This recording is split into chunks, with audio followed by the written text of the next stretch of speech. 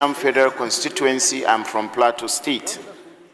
Mr. Speaker, honorable colleagues, I'm happy with you and the leadership of the 10th Assembly under your able leadership for not only creating opportunities for members representing Nigerians to have a decent conversation on the issues bedeviling this country regarding to insecurity. Thank you for your leadership, and may God bless you all, the leadership of the 9th Assembly. But with heavy heart, Mr. Speaker, and deep sense of duty, I rise to contribute to this most important debate on the state of insecurity in Nigeria. Mr. Speaker, how I wish we will be debating on any other thing instead of insecurity, but this is where we are. Mr. Speaker, recently, our nation is mourning a lot of activities, not because our government is not doing well, and not because our security agencies are not doing well. Congratulations, you have been promoted to the leadership role.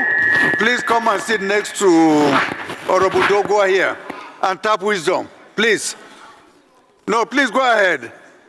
Go ahead. Two leaders are there. You will tap a lot of wisdom. You're welcome. No problem. You can just, okay, so go and sit next to, our leader is there. Just sit there as an honor. And we hope it will be permanent one of these days. Please go ahead, Honorable Gagdi. Thank you, sir. In just last few days, Nigeria has witnessed strategies that should shake every conscience in these chambers. On the 17th of November 2025, armed bandit attacks Government Girls Comprehensive College in Mega. Order, please. Order, please. Please. They killed Order, a vice please. principal and kidnapped our school children. This is not an isolated incident, Mr. Speaker. It is not, because it is part of over 145 abductions that took place recently in Nigeria, ranging from Kebbi, Niger, Zamfara, and other parts of the country. Mr. Speaker, we know what is happening to our soldiers on the front line, particularly the story of General Musa Uba. Mr. Speaker, from the attack in Kwara, the one in the church, to Kasina Mosque massacre, to mining site attack in Kwara, and violent mob in other parts of the country like Edo State that took place some time ago, it is clear that this House needs to do something urgently. Mr. Speaker, the crisis now have several interconnected theaters.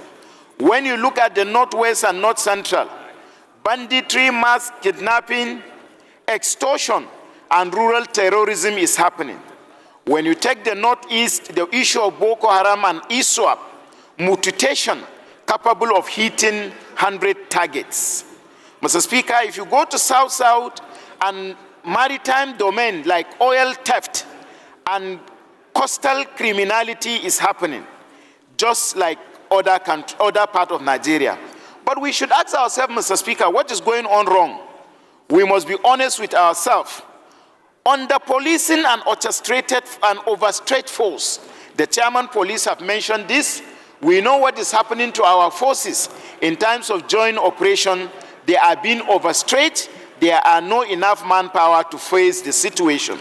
Mr. Speaker, in talking about what is wrong, our population is equally exceeding the manpower requirement, and the equipment that our forces have cannot combat insecurity. Mr. Speaker, the failure of safe school framework is equally one of the things that is bedeviling us. Having committed hundreds of billions of naira, yet our schools are still soft targets from bandits and other criminalities in the form of kidnapping. My previous colleagues who speak previously before me have talked about intelligence and technology gaps. Mr. Speaker, too many attacks happened previously in one area, repeating itself because of lack of preventive surveillance and so many other security problems. Mr. Speaker, I will not bedevil us with too much talk, but let me ask this question. What do we need to do as a house? I prefer the following solution to us before concluding. A concrete multi-layer plan is hereby presented. We need an immediate action.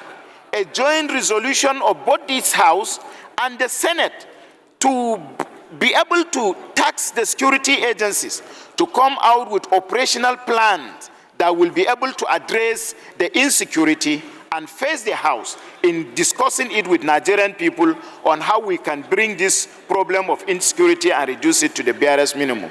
Mr. Speaker, a dedicated family liaison unit to give victim family truthful, timely update is equally important. When you look at what is happening in the social media, it puts the family of those kidnapped children into so many traumas. They don't have a dedicated trauma unit to go and get information that will be able to calm them down. Rather, they rely on information, some of them negatively, being circulated in social media and further aggravate their own trauma. Mr. Speaker, there is need for you, having initiated a serious legislative reform.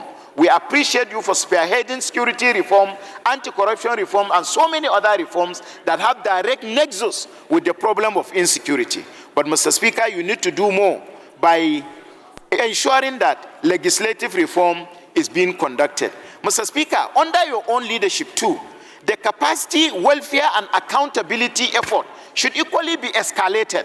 Mr. Speaker, the House, myself inclusive, need to conduct oversight, robust oversight engagement with the security agencies in such a manner that if a budget is approved, let us monitor this budget to see that it is being expanded up to the front line of insecurity, not for those approval to be stopped at a particular level. Support equally the issue of recruitment and additional military personnel should be expanded to and equally standardized casualty notification should equally be made. Mr. Speaker, there is a need for community and preventive approach.